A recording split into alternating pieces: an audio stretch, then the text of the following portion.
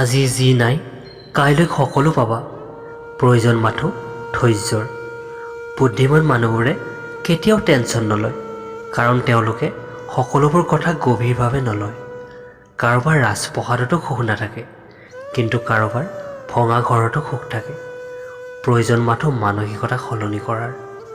যাৰ কথাৰ কোনো মূল্য নাই, তাৰ ওচৰত আনৰ জীৱনৰ গুৰুত্ব নাই।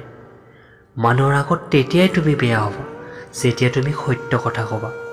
সহজ সৰল মানুহবোৰে সমাজৰ আগত মাত মাতিব নোৱাৰে, কাৰণ তেওঁলোকে সত্য কথা কোৱাৰ বাবে তলত থৈ দিয়ে। সপোন আৰু বাস্তৱ বেলেগ ধৰণৰ শব্দ। সপোনে মানুহক জীয়াই থাকিবলৈ সাহস দিয়ে, বাস্তৱে মানুহৰ জীৱনত কন্দুৱাই থাকে।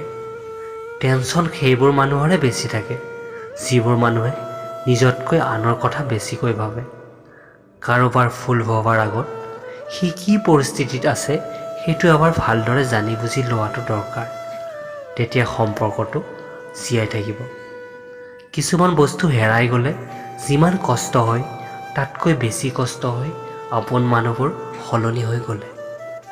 কিছুমান মানুহ আছে অপৰাধ নকৰিলেও আনৰ আগত দোষী হৈ থাকে, কাৰণ তৰ্ক কৰি কাজিয়াৰ সৃষ্টি কৰিব নিবিচাৰে।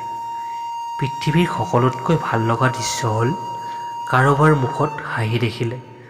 আৰু বেছি ভাল লাগিব যেতিয়া গম পাবা তোমাৰ বাবে হাঁহিব পাৰিছে। সুন্দৰ মানুহবোৰ ভাল নহ'বও পাৰে, কিন্তু ভাল মানুহ সকলোবোৰ সুন্দৰ। অকলশৰীয়া মানে সেইটো নহয় যে তোমাৰ ওচৰত কোনো নাই। অকলশৰীয়া মানে তুমি যাক বিচাৰিছা সেইজন তোমাৰ লগত নাই।